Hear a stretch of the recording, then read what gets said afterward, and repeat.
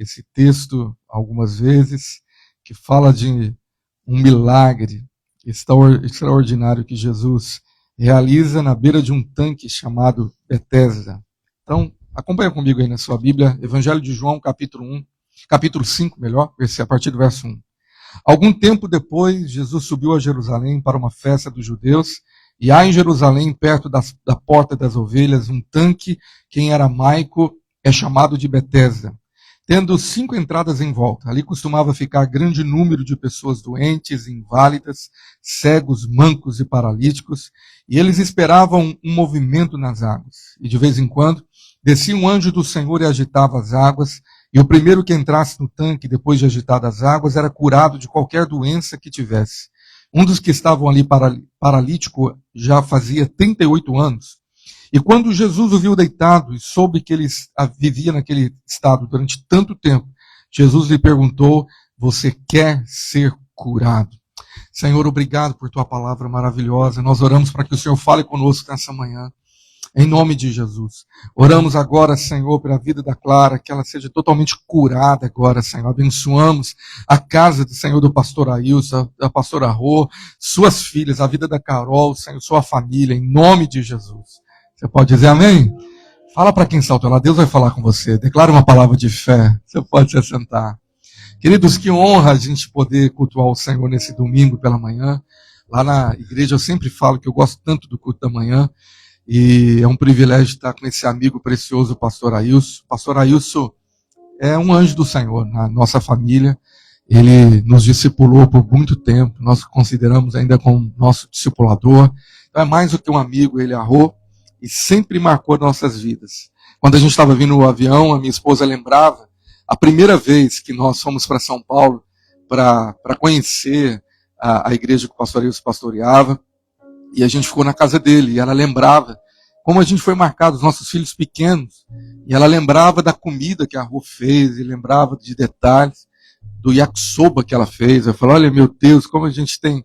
E depois nós tivemos uma história, como nós fomos abençoados, e ainda somos pela vida dele. Então, quando essa noite eu orava pela palavra, eu falava, isso é de fato um anjo na nossa vida. No Brasil tem essa expressão muito usada, né? Essa pessoa é um anjo na minha vida. Ou pode alguns falar, isso aqui é um demônio na minha vida, né? Mas eu prefiro falar que nós temos anjos que Deus envia. Essa era a história do texto. O povo de Israel acreditava nessa espera de um anjo que viria naquele lugar para agitar as águas. E depois que as águas do tanque fossem movimentadas, o primeiro doente que entrasse ali fosse completamente curado. Alguns anos, 2 anos atrás, eu e minha esposa, nós tivemos o privilégio de ir lá nesse local de Israel. Continua lá o local de visitação, tem o tanque, e dá para você ter uma ideia das entradas, das escadarias. Quando a gente foi, a gente teve o privilégio de não ter turista lá na hora, porque é concorrido os locais para tirar foto, e não tinha por vários motivos. E eu pude então andar bastante, descer algumas escadas, e tentar imaginar Jesus entrando naquele local, naquela cena, há mais de 2000 anos, e tendo um homem paralisado por 38 anos. É interessante que em cada detalhe da palavra de Deus nós temos uma revelação profética para nós contextualizarmos e aplicarmos a nossa vida. O 38 anos se refere a quase um número de 40. Essa era a média de uma geração para Israel. Aqui representa uma geração de pessoas doentes. Sabe por que isso é tão profético? Porque o nome desse tanque em aramaico, que é Betsaida ou Betesda, ele traduzido para o português seria literalmente casa de misericórdia. E aqui tem uma alusão profética da igreja, porque ele tinha 5 entradas. O 5 é o número da graça no Novo Testamento, você sabe disso? O número dos ministérios, de Efésios 4. Então nós temos uma representação da igreja, a água simboliza a palavra e a presença do Espírito Santo, e nós tínhamos uma multidão no lugar sagrado para eles, um lugar religioso. Eles esperavam ali um movimento celestial, um movimento de Deus derramar graça, então a qualquer momento isso iria acontecer. Mas é interessante que esse 38 anos desse homem, ele não tinha experimentado isso. Sabe, nós temos várias revelações nesse texto que eu queria compartilhar com você, que marcou muitas nossas vidas, lá em Minas Gerais, no Brasil, quando nós enfrentamos momentos difíceis na nossa vida, e reinícios, e desafios de fé. Eu e minha esposa tivemos o privilégio de plantarmos 3 igrejas. A primeira da qual nós continuamos pastoreando, há 23 anos ela vai fazer agora, começou na nossa sala, na nossa casa. Uma pequena célula, um grupo, e a nossa primeira ovelha literalmente foi a nossa filha, que tinha acabado de nascer. Então, Deus mandou mais um casal, depois mais uma pessoa, e nós ficamos um grupo de 7 a 8 pessoas por bastante tempo, sonhando há 23 anos que Deus poderia nos fazer uma igreja relevante naquela cidade. A cidade que nós pastoreamos chama Campo Belo, é uma cidade pequena do interior de Minas, tem cerca de 55 mil habitantes, e aquela cidade típica do interior, aonde o catolicismo e a tradição emprega nas famílias tradicionais. Tanto é que quando nós começamos o primeiro local que nós tivemos na cidade, um galpão, um dos primeiros eventos que a igreja que nós fizemos, o padre, que se achava dono da cidade, ele foi lá na porta. E a intenção dele era trazer de volta as pessoas do catolicismo. Ele queria trazer de volta as pessoas que frequentavam lá tradicionalmente a igreja católica. Nós passamos por isso naquele cenário daquela cidade. Só que depois de 23 anos, aquela célula, por causa da graça do Senhor, não tem nada a ver conosco, e o plano do Senhor ali, se multiplicou tanto, a ponto de nós ultrapassarmos 1.000 pessoas na igreja, 1.000 ovelhas. Eu compartilhava com o pastor Ailson, eram as nossas frequências de Santa Ceia do ano passado. Quando a igreja chegou nesse número que nós sonhávamos tanto, de ter 1.000 pessoas alcançadas naquela cidade, Deus já tinha nos dado um prédio lindo, com a capacidade de quase 2.000 pessoas, e nos deu um acampamento, nos fez ali sonhar com coisas maravilhosas. Meu coração queimou quando a minha esposa de começarmos uma nova igreja, numa cidade que é o dobro do tamanho, chamado Lavras. Talvez alguém aqui já ouviu falar, uma cidade universitária. E os nossos jovens iam para lá e não tinham locais para frequentar, não tinham igrejas semelhantes à nossa. Então, nosso sonho era plantar uma igreja lá. E nós nos mudamos para lá, literalmente. Alugamos uma casa e começamos uma célula com uma família que nós conhecemos. Um casal e um filho e uma filha. E nós sonhamos que aquilo se repetisse. E, de fato, Deus derramou graça. Depois de 1 ano e meio, nós já tínhamos uma igreja lá com quase 100 pessoas. E deixamos um casal de líderes que nós preparamos para estar lá. Iríamos voltar para Campo Belo.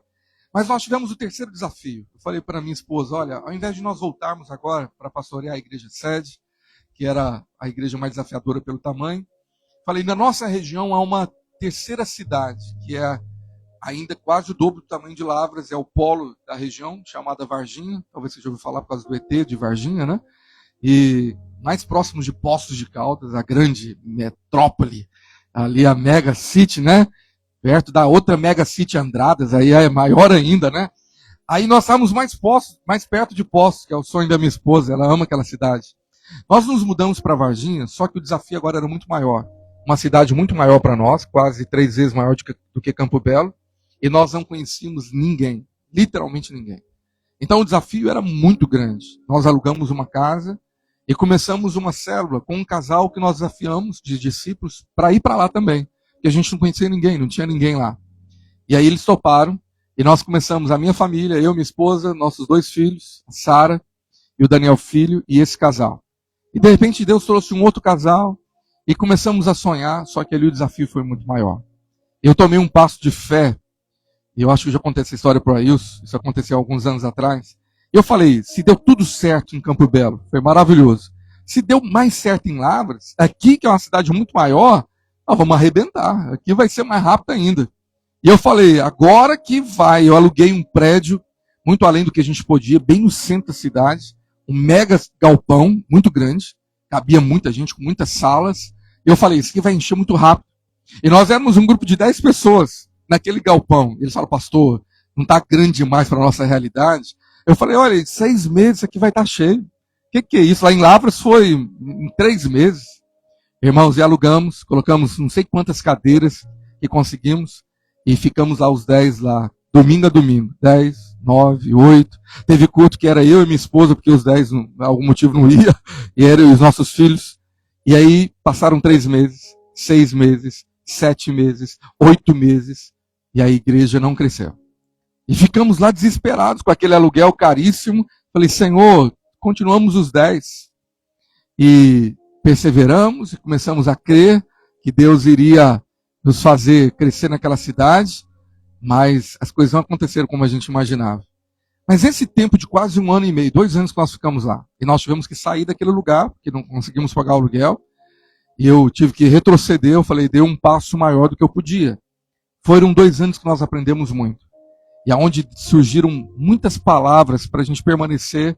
Tinha tudo para a gente recuar e não continuar com a obra ali. Mas depois de muito aprendizado que eu quero compartilhar aqui, a igreja prevaleceu. Tivemos que reduzir um lugar bem menor do que esse, quando a gente deixou com um casal de discípulos, talvez a metade desse lugar. E aí, dos 10 foram para 15, para 20, e aí nós tivemos que retornar, na época da pandemia, para cuidar da igreja em Campo Belo, que eram muito mais pessoas. Por mais que eu continuei nessa agenda tripla, eu pregava de manhã em Varginha, à noite em Campo Belo. E voltamos definitivo e deixamos esse casal lá. E hoje a igreja está crescendo, para a glória de Jesus. Já são quase 100 pessoas lá. Mas depois de 4, 5 anos perseverando. Eu aprendi que por algum motivo aqui nesse lugar deu muito certo. E aqui descer aqui foi mais difícil. Qual é o propósito que Deus tem em alguns momentos da nossa vida de nos provar uma perseverança daquilo que você acredita que ser certo? Será que eu estou na direção de Deus? Como nós cantamos agora, que seja feita a tua vontade. Esse povo aqui podia duvidar que 38 anos um milagre ia acontecer. Talvez eles podiam sair de lá, falar, olha, não tem Deus aqui não. Esse anjo nunca virá, o que a gente está perdendo tempo? Perseverando no lugar que não vai acontecer nada. Era o sentimento que eu tinha. Aqui se traz uma alusão da igreja, nós temos muito para aprender. Que havia um povo aqui fala que era uma multidão, mas eles tinham algo em comum, eles eram doentes. Queridos, a igreja pode correr um grande risco, em qualquer lugar do mundo, de ser contaminada com vírus, com uma doença espiritual, que toda hora bate na minha porta e na sua porta, tentando invadir, nos contaminar, e sem perceber nós podemos ficar paralisados, sem um mover de Deus por uma geração, ou por uma vida inteira. Essa doença terrível que percorre toda a Bíblia chama-se religiosidade. A religiosidade faz com que a gente se acostume com tudo. Tudo se torna normal. Algo aconteceu naqueles 2 anos aqui em Varginha. Eu comecei a me acostumar com os 8 irmãos lá, e achando que era normal. Eu falei, talvez aqui é assim, Deus quer que a gente fique assim, e vamos ficar. E de repente a gente não tinha mais aquela força de sonho de falar, vamos crescer. Porque parecia que estava demorando demais, mais de 1 ano, quase 2.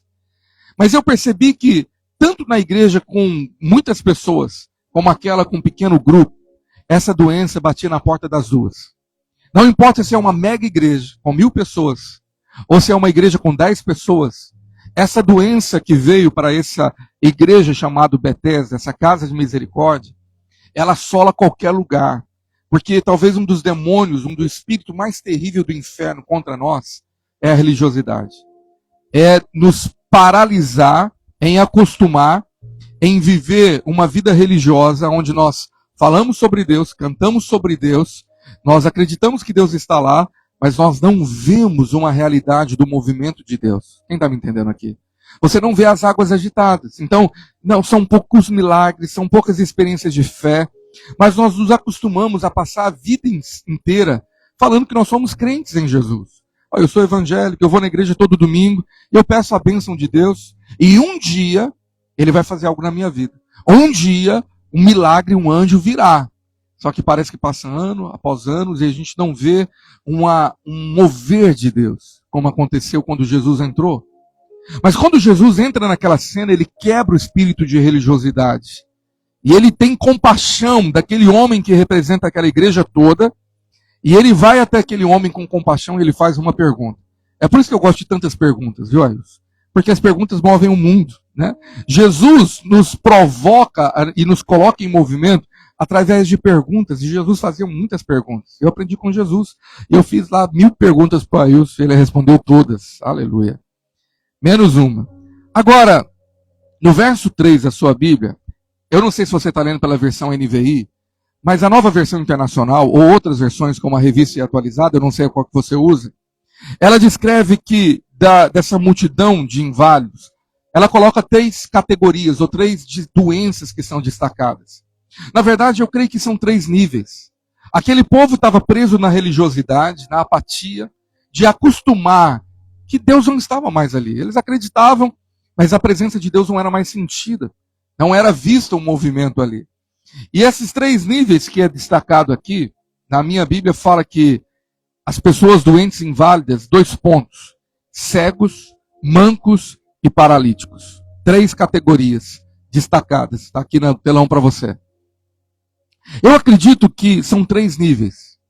Que o espírito de religiosidade tenta prender e destruir uma igreja. Eu já vi tantas igrejas que foram acometidas dessa doença e elas de fato viveram esse drama. A primeiro que está aí, eu vou pedir para deixar no telão esse texto. Obrigado, amado. Se você quiser anotar e lembrar, o primeiro perigo aí do verso 3 é que esse grupo de inválidos e doentes eram formados por cegos. O primeiro nível que essa doença tenta invadir uma igreja é a visão. Nos tornar cegos com aquilo que Deus quer fazer no futuro. De repente a gente perde a visão do amanhã. E tudo está normal. Eu não consigo ver o que pode acontecer daqui 1 ano, 2 anos, 3 anos. Lá em Varginha eu comecei a ser atacado com a visão que eu tinha no início. Quando eu comecei a perder a visão que algo grande podia acontecer, de Deus salvar milhares, não é por causa de números, mas é por causa do mover de Deus em salvar uma cidade. Você me entende? Eu comecei a perceber que a minha visão estava sendo atacada, é a visão da igreja. Sem visão, tudo para nós está bom. Sem visão, você perde uma força de fé de orar por algo que Deus te mostra que você quer alcançar. E de repente você estaciona no bom. E o bom é o maior inimigo do melhor. E a Bíblia diz que Deus tem o melhor para nós. A vida abundante do Calvário fala sobre uma vida do melhor. Deus tem o melhor dessa terra, diz em Isaías 1,19.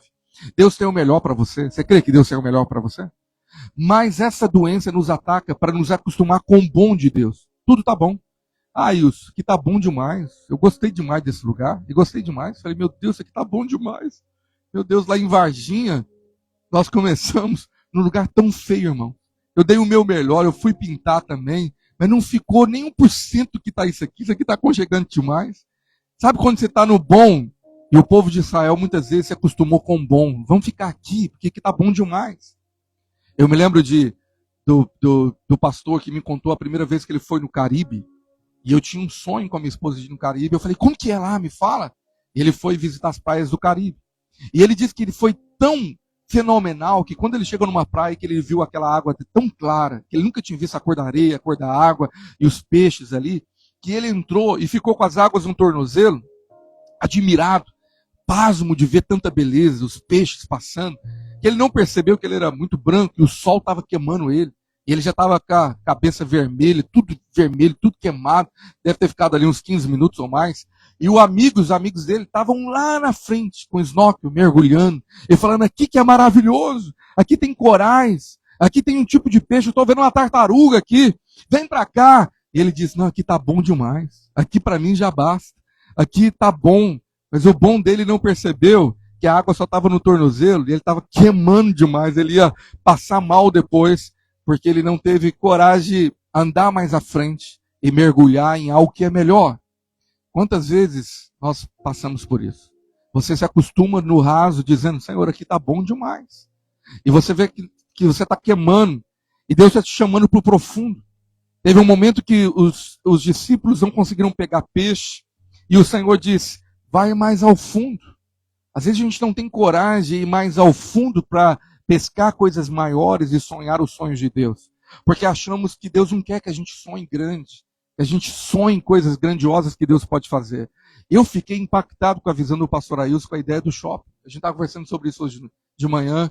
Eu falei, é algo inédito. Eu contava para ele de histórias que eu vi semelhantes, desse tipo de ousadia, de chegar num local como esse e sonhar que as pessoas poderão vir para esse lugar e ter uma experiência com Deus, ver as águas agitadas aqui, amém? Agora, para isso acontecer, nós precisamos de visão. Nós precisamos de ter um líder, alguém que tem uma visão como ele teve. Talvez nenhuma outra pessoa teve a visão que ele teve desse lugar. E como o diabo tenta atacar a nossa visão do que Deus quer fazer através de mim e em mim. Então você tem que vigiar muito, porque a religiosidade, ela começa a gerar cegueira espiritual. Ela rouba a visão do que Deus vai fazer em você e através de você. Quem está me entendendo aqui? Mas se você permanece muito nesse nível de doença, ela vai se agravar. Se você não toma um antibiótico, se você não recebe cura, você vai para o segundo nível. E o segundo nível no texto está escrito de mancos, ou manquejar. O que é o manquejar? Sabe, no livro de 1 Reis fala que quando o profeta Elias, ele desafia os profetas de Baal. O texto ali no original, na língua hebraica, fala que eles manquejavam quando eles adoravam a Baal. Eles tinham um problema no joelho, em uma das pernas, eles mancavam. Era uma dança como indígena para adorar Baal. E aquela dança fazia com que eles rodavam em volta do altar, manquejando, diz o texto lá de 1 Reis. Essa é a ideia dessa palavra. O manquejar é aquele que não tem firmeza nos joelhos e aqueles que não permanecem. São ótimos de iniciativa, mas péssimos de acabativa. Começam empolgados, mas eles não perseveram. Eles até, pastor Ailson, vamos, estou contigo. Passa um dia, não, já tem um obstáculo. O manquejar fala que você não tem firmeza para continuar. Fala que você está mancando, você está instável. Você fala da inconstância. O segundo nível de doença da religiosidade, depois de roubar a visão, é roubar a constância. A gente começa muito bem, aquele pique, começa a orar, mas é aquela vida famosa dos altos e baixos, da montanha russa, da gangorra espiritual. Um mês eu estou firme demais, forte demais. Outro mês eu estou fraco demais.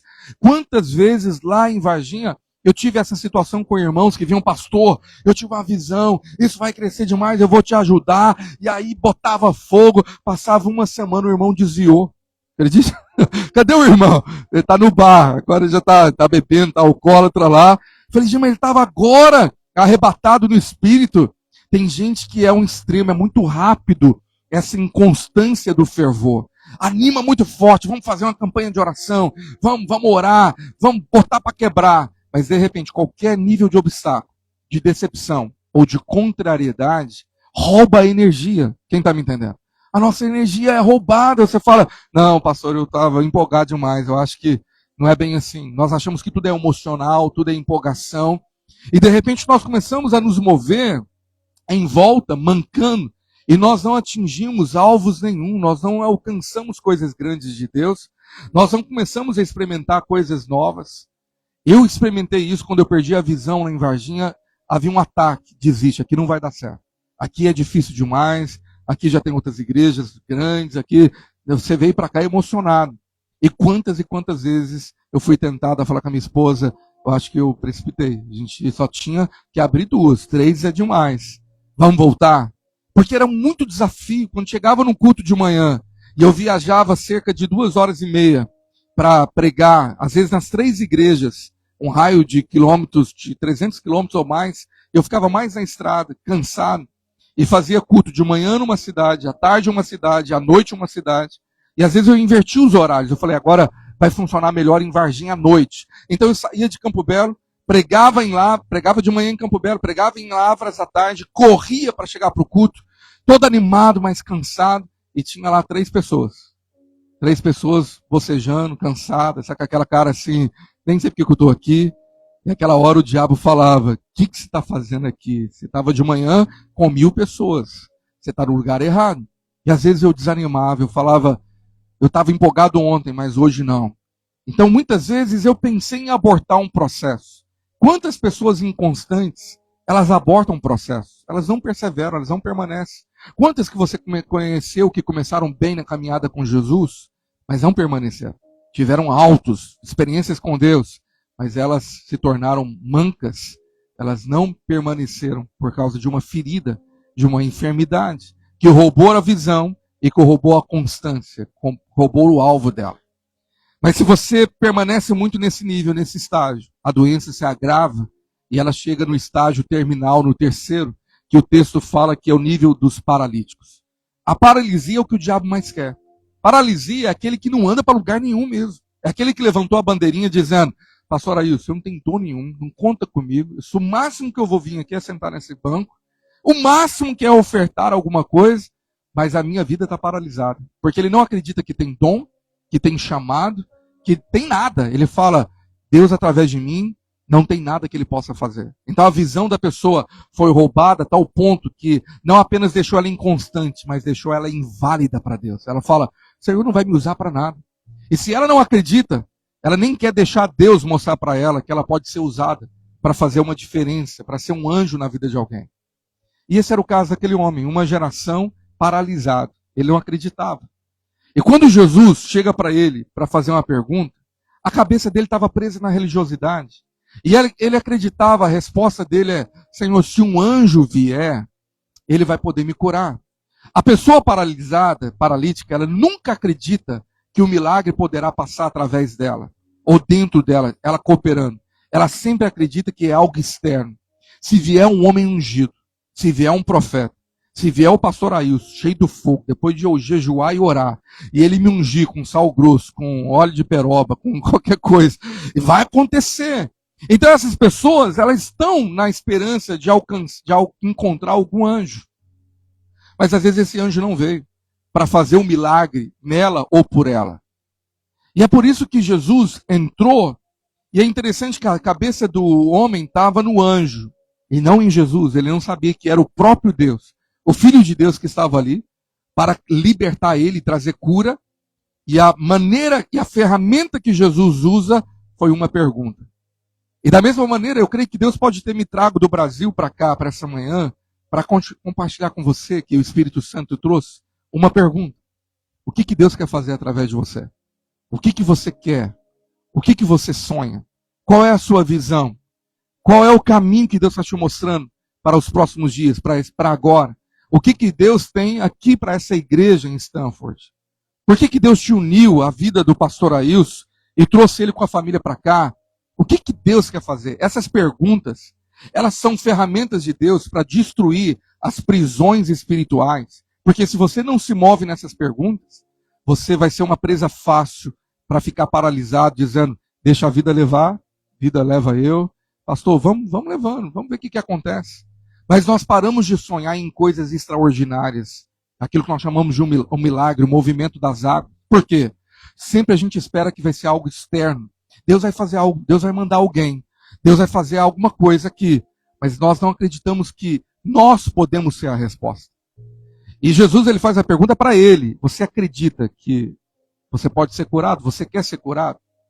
Essa resposta, essa pergunta simples de Jesus, a pergunta é: você quer ser curado? Ela poderia só ter duas respostas práticas. Você sabe, as respostas simples. Ou ele poderia falar para Jesus: sim, eu quero ser curado. Ou ele poderia falar: não. O talvez, o mais ou menos, não encaixaria aqui. O Senhor perguntou para ele aqui no verso de número 6. Olha aí na última parte. Jesus lhe perguntou: você quer ser curado? Ponto de interrogação. Então poderia vir na parte de baixo a resposta dele com um grande sim. Sim, vamos lá. Mas ele não tinha o sim. Sabe por quê? Porque o espírito de religiosidade roubou a visão, roubou a constância e o paralisou. Suas respostas erradas não levarão o movimento de Deus, não ativa a sua fé e a ação de Deus. Muitas coisas podem não estar acontecendo, ou acontecendo da maneira errada, por causa da resposta errada a Jesus. A resposta errada que nós damos nos paralisa. Paralisa a nossa oração, paralisa a nossa ação, paralisa tudo. E às vezes o que está dando errado é um resultado das respostas erradas que você está dando para você mesmo e para o próprio Deus. E a resposta errada veio da boca dele. Se você ver o verso seguinte, o verso 7, a primeira palavra que ele responde, depois de Senhor, de reconhecer o senhorio, ele entende que ele está diante de uma autoridade. A palavra em grego aqui é Kyrios. Ele falou: eu estou vendo aqui que eu estou diante de um profeta. É um homem de Deus.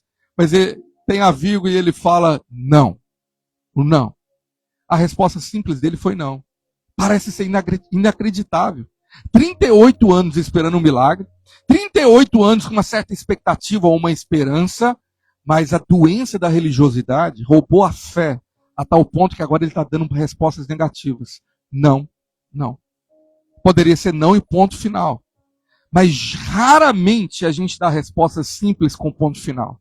Geralmente os nossos não, a resposta negativa, vem disfarçada num pacote de desculpa. Tem uma frase no Brasil que fala que quem quer sempre dá um jeito, mas quem não quer sempre dá uma. Você conhece essa frase, né? Quantas vezes a gente está dando desculpa esfarrapada para nós, para Deus, para o pastor Ailson? Não, eu não posso, eu não tenho, eu não consigo, quem sou eu? Eu tenho então vários nãos para Deus, revestidos de uma capa de religiosidade que parece lógica, mas é uma embalagem mentirosa. Você tem um não errado diante de uma embalagem bonita de desculpas que você acha que é plausível para Deus. Ah, se eu tivesse isso, mas eu não tenho capacidade, eu tenho essa limitação. Eu poderia dar 1000 desculpas para não continuar aquela igreja lá em Varginha. E ela não poderia estar existindo, porque faltava dinheiro, faltava pessoas, faltava pique, faltava sonho, faltava tudo. Até que um dia, Ailson, aconteceu o golpe final. Eu já estava tão desanimado. Mas eu falei, eu vou dar o meu último gás. E eu falei, nós vamos reformar esse lugar. O problema é que está feio. A gente dá desculpa, né? Não tem ninguém porque está feio. Vou melhorar esse lugar. Então eu peguei o último recurso que tinha, investimos em tinta, melhorei o altar, coloquei um fundo que a gente não tinha. Fiz de tudo, eu dei o meu máximo aquela semana. Trabalhando com as minhas mãos, levantando lá uma parede também. A história é semelhante. E um irmão foi me ajudar no sábado. Éramos nós dois. Nós trabalhamos de 8 da manhã até quase na hora da inauguração, que era no sábado à noite. Ia ser 7h30. E aí, quando nós estávamos terminando por volta de 6 horas, somente 2, tentando arrumar o carpete que a gente colocou, foi um trabalhão. Quase 6 da tarde, ele vira para mim e falou, pastor, eu estou o dia inteiro engasgado para te contar, mas eu via seu ânimo, você estava tão animado que eu não quis te estragar, mas eu estou me sentindo que eu tenho que te contar. Eu sei que a nossa inauguração daqui 1h30, você tem que correr em casa, tomar banho e voltar. Mas aqui do lado, era uma parede aqui, ó. Aqui tinha uma parede, era um outro galpão, com um teto alto. O pastor está inaugurando uma outra igreja. Que estão vindo para cá. Uma igreja já muito antiga aqui na cidade. E eles alugaram o imóvel aqui do lado. E eles vão trazer a igreja para cá. E era uma igreja já de quase 500 pessoas. Com 10. Só que eu olhei para cima e não tinha laje. Era um forro aberto, com a parede alta. Um galpão industrial, eu falei, olha, o som de lá vai todo para cá, não tem como. Ele falou, pastor, eu já sabia disso. Eu falei, meu irmão, mas por que você não me contou de manhã? Porque se eu te contasse, você não ia ter o ânimo para ficar o dia inteiro trabalhando aqui. Quem sabe isso é de Deus? Irmão, deu vontade de chorar. Eu falei, não acredito que ele está fazendo isso comigo. Eu fui para casa desolado, contei para minha esposa, voltamos para o culto, chegou os 10 irmãos lá para a inauguração, um pouco mais, eram uns 15 já até então. Quando nós começamos o culto, eu no meu tecladinho, meu violão lá, eu que fazia o louvor, fazia tudo. De repente a inauguração deles começa. Um som gigantesco, havia 500 pessoas lá. Irmãos, ninguém me ouvia. Era só o culto de lá. Eu fiquei tão desanimado que eu falei, irmãos, vamos encerrar o culto aqui, vamos pro lado de lá, vamos nos unir para lá, que eu acho que vai ser melhor. Não tinha como cultuar. No outro dia, eu chamei aquele pastor, eu falei, pastor, eu não sabia que o senhor ia vir pro lado, o senhor sabe que não tem como ter o som. Eu falei, vem cá, aqui dentro para você ver. Estava o louvor deles, era insuportável, eu não conseguia falar com a minha esposa aqui dentro por causa do som. E ele falou assim, fazer o quê? O problema é seu. E eu falei, tem como ficar aqui. Aquela semana juntamos tudo, guardamos no lugar, entreguei o imóvel. Eu falei, agora chega, agora eu vou voltar. Agora não tem para onde ir. Talvez se eu não perseverasse e cresce que Deus tinha um propósito para nós naquela cidade, ali seria a minha desculpa para todo mundo. Eu fiz o que eu podia. Aí eu dei o meu melhor, mas eu estou desistindo, porque o meu melhor não foi suficiente. Então eu estou voltando para casa. Naquele momento eu senti que às vezes Deus te leva a você chegar no fim das suas forças. Sabe quando você fala para Deus, eu dei o meu melhor, e agora eu não tenho mais força? É o que esse homem falou. O não da desculpa dele foi o seguinte, foi apoiado em 2 desculpas que reinam por gerações e séculos na história da igreja de Jesus. O que ele falou aí no verso de número 7? Ele falou o seguinte, olha, não, eu não tenho. Por quê? Eu não tenho ninguém que me ajude. Nós esperamos os anjos de fora. O Ailson não estava lá para me ajudar. Eu não estava aqui para ajudar o Ailson. Se eu tivesse aqui com meu amigo, eu não tenho ninguém para me ajudar. Essa é a primeira desculpa que nós demos. A entrar no tanque quando a água é agitada. Eu não tenho ninguém. Nós nos sentimos sozinhos e parece que nós não temos apoio de ninguém no lugar. Era eu e minha esposa e os nossos 2 filhos. E quando eu pedi ajuda, ninguém podia ajudar. Todo mundo estava trabalhando demais. No dia que eu fui arrumar o prédio da igreja, não tinha ninguém dos 15. Apenas o irmão falou, um só. Eu vou sair do meu trabalho e eu fico lá com você durante o dia. Às vezes nós não temos ninguém e nós falamos para Deus, eu desisto, eu vou voltar, para mim acaba, porque eu não tenho ninguém para me ajudar. Essa é a resposta que parece que convence a nós, convence Deus e convence todo mundo. Eu poderia convencer as pessoas. Olha, o projeto de Varginha não deu certo, a chave aqui, eu dei o meu melhor. A segunda desculpa, a segunda frase que ele declara, engoblada, junta no pacote, é: enquanto eu estou tentando entrar, outro chega antes de mim. Sabe o que ele está falando? Alguém me passa para trás, me puxa o tapete. Eu podia falar isso, que o pastor pisou na bola comigo. Eu já estava lá antes, ele viu a placa da igreja. Com certeza ele viu que não tinha como ter forro, que o som ia passar. Mas ele fez de propósito. Outro veio antes de mim, me passou a perna. A gente pode falar para Deus: Senhor, eu dei tudo que eu podia, não tinha ninguém que me ajuda, e para piorar, além de não ter ninguém para me ajudar, tinha gente para atrapalhar. Tem gente que vai entrar e chega antes de mim e me passa para trás. Às vezes a gente pensa isso na igreja: a igreja me feriu. Eu estou lá tantos anos esperando a oportunidade para pegar o microfone para cantar, mas chega outro antes de mim, e o pastor Ailson dá preferência para o outro e não para mim. Fico tão machucado. Quantas pessoas no Brasil têm desistido de estar na igreja porque elas foram passadas para trás, porque não tiveram ajuda dentro da igreja? Essas duas desculpas da Bíblia, elas perseveram, elas continuam desde a época do tanque de Betesda até hoje. E não é só no Brasil, eu creio que também aqui na América você vai encontrar pessoas brasileiras ou qualquer outra tipo de povos ou qualquer outra nacionalidade, pessoas feridas com a igreja dizendo: eu até que tentei, mas não teve ninguém que me ajudou lá. E quando eu até tentei, outros me passaram para trás. Nós temos essa geração de pessoas que ficaram então paralisadas. E elas estão à margem do tanque, à margem do mover de Deus, porque a religiosidade foi matando, e Deus se tornou abstrato. Deus se tornou tão longe. A religião se tornou tão vazia, porque eu tenho a Bíblia, a água, até creio no Espírito, mas eu não vejo ela borbulhar, eu não vejo o movimento. E quando não há movimento, não há milagres. Para encerrar, eu quero te mostrar que Jesus ele quebra a lógica daquele homem quando o Senhor se revela como ele sendo a resposta. E aqui a Bíblia fala no verso 8 que Jesus falou para ele: olha, eu quero te falar uma coisa bem direta. O verso 8 diz assim, olha na sua Bíblia. Jesus responde: levanta-se, pega a sua maca e ande. Vamos repetir esse versículo para a gente decorar e memorizar todos juntos? 1, 2, 3, já. Então Jesus lhe disse: levanta-se, pega a sua maca e ande. A cura veio com a cooperação da autorresponsabilidade. Você vai se levantar. Você não pode fazer, eu faço. Mas o que você pode, você vai fazer. Você vai pegar a sua maca e você vai andar. A maca não era tão leve. Eram 4 pessoas que carregavam um paralítico. E agora ele sozinho, curado, poderia colocar a maca nas costas e andar. Ele não teria ajuda de ninguém, mas ele iria andar. Jesus revela para nós que nosso apoio não está em homens. Nós não precisamos de ter pessoas como a nossa fonte. A nossa fonte é o Senhor. É Ele que morreu na cruz por nós, amém? Jesus comigo é a maioria, meu irmão. As pessoas se tornam instrumentos de Deus. Mas quando Deus não permite as pessoas me levar para o tanque, é porque é Ele que está do nosso lado dizendo: eu vou te dar a força que você precisa, eu vou ser o que você necessita, eu estou com você. A religiosidade nos liga a homens, a pessoas, a coisas, mas a vida com Deus nos liga à presença do Espírito Santo. Aquela intimidade pessoal: o Senhor está aqui, e se Ele está aqui é o que eu preciso. Eu achava que lá em Varginha, eu precisava de estacionamento, do Kids, eu achava que precisava do telão, eu achava que precisava de um lugar mais bonito, eu tinha desculpas para tudo, até o dia que o Senhor falou: você só precisa de mim. Se o Senhor está aqui, acabou, meu irmão.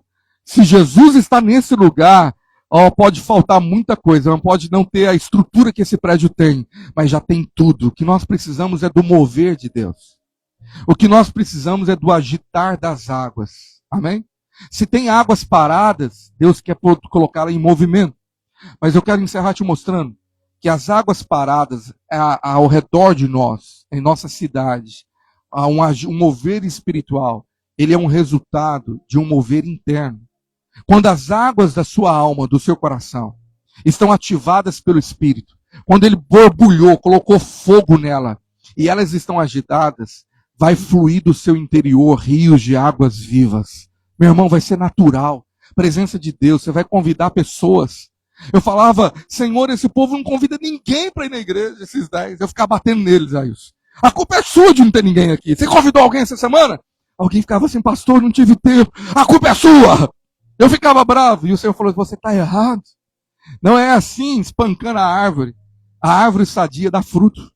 Quando a presença de Deus veio, e nós começamos a focar na presença de Deus, a tua glória é a coisa mais importante. Senhor, agita as águas paradas dentro de nós e tira a religiosidade, a falta de visão, a mesmice, a passividade. E nós queremos a tua presença. Quando nós começamos a orar, as coisas começaram a acontecer. Do nada, entrava pessoa atraída pela presença de Deus. Eu perguntava, como que você descobriu a gente aqui? Porque a gente estava num bairro tão escondido, aí eu não tinha placa.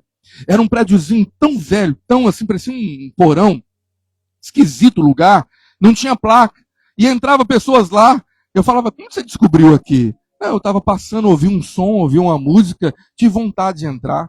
Eu falei, gente, mas lá no outro local grandioso, tinha uma placa, um luminoso que eu coloquei, iluminava a avenida toda, de tanta luz que eu coloquei na frente. Era uma porta gigantesca assim na frente, um nome gigantesco, tudo para atrair as pessoas, não entrava ninguém.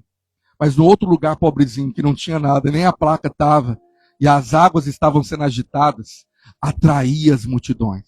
As pessoas feridas dessa localidade, os paralíticos, os mancos e os cegos, eles precisam da água viva da palavra de Deus, eles precisam de realidade. As pessoas estão cansadas da religiosidade. A religiosidade fala sobre Deus, ensina sobre Deus, canta sobre Deus, mas não tem a presença de Deus. Quando a presença de Deus está entre nós, onde estiverem reunidos 2 ou 3, e ali eu estarei no meio de vós, a presença.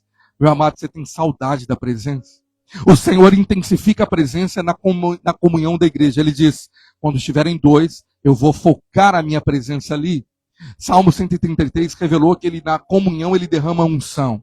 Então o que te leva a sair num dia de frio? 2 graus hoje, o pastor Ailson me falou. Eu não passo isso no Brasil nunca. A gente com frio. O que te leva a você viajar alguns quilômetros para estar aqui?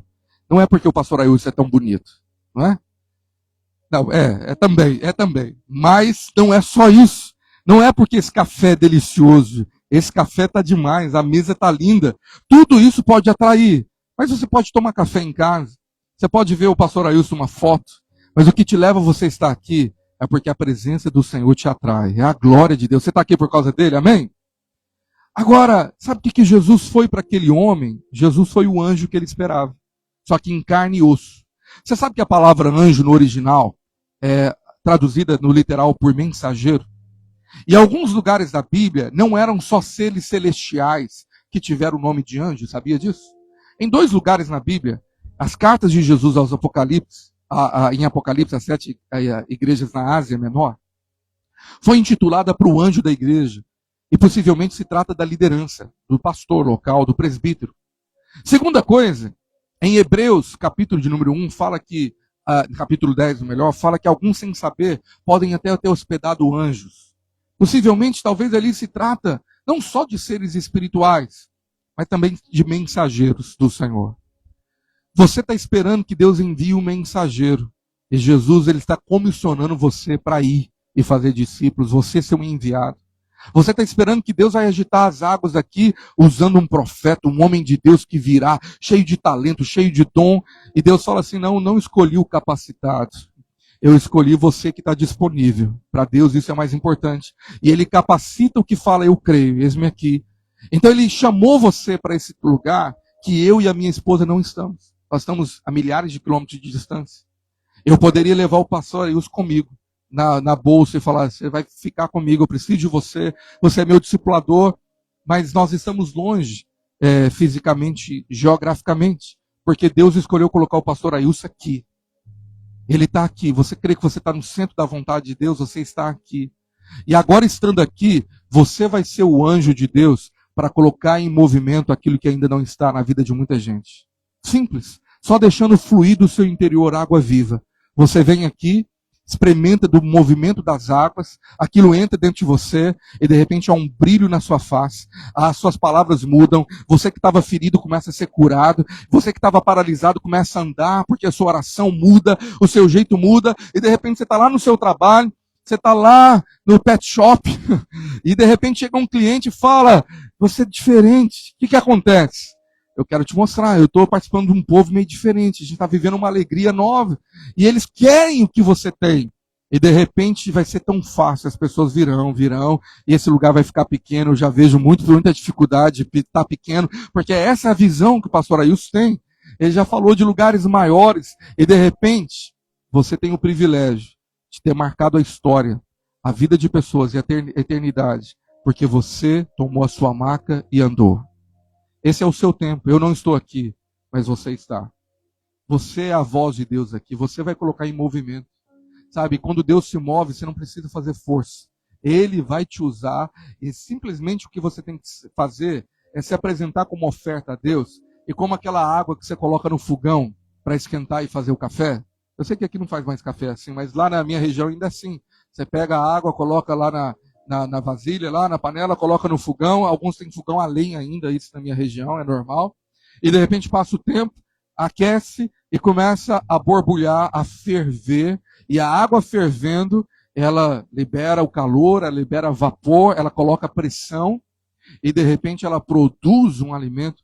Às vezes você estava sendo aquela água parada, fria pela religiosidade, mas o calor do Espírito Santo está aquecendo você. Eu creio que é um tempo de Deus colocar essa igreja no fogo do Espírito e ela está borbulhando, meu irmão, e a água em movimento, ela produz pressão, ela produz o poder de Deus, as pessoas vão ser atraídas. Agora diga para quem está perto de você, você é o anjo de Deus para esse lugar. Fala para ele, fala para alguém, você é o anjo. Amém? Amém? Amém? Quando eu deixei o casal de discípulos em Varginha, quero encerrar com essa história, ele ficou, pastor, o senhor vai me deixar sozinho? Com esses 8 irmãos aqui, com esses 10 irmãos? Você não vai ficar aqui? Eu falei, não tem como eu ficar. Mas eu não estou, mas você está. Você é a pessoa de Deus para esse lugar. E ele creu. Sabe o que aconteceu agora? A igreja está crescendo para a glória de Jesus. Cada domingo, cada semana. E agora já estão com 2 cultos. E agora, semana passada, o ano passado, final do ano, ele falou, pastor, nós estamos sonhando, nós vamos abrir uma outra igreja, uma segunda igreja. Eu falei, uma que só tinha 8, agora já está com uma visão de abrir em outra cidade. Deus é o Deus que faz coisas sobrenaturais, você crê? Eu queria que a gente orasse junto nessa manhã para ver o sobrenatural fluindo nesse lugar. Fica de pé. Eu creio que eu estou no tempo certo que o pastor Ailson me deu. Aleluia. Foi exatamente no minuto certo. Eu queria que você fechasse os teus olhos. Eu quero cantar uma canção. Mas eu queria que você orasse por você. Eu queria que você colocasse a sua mão no teu coração e falasse.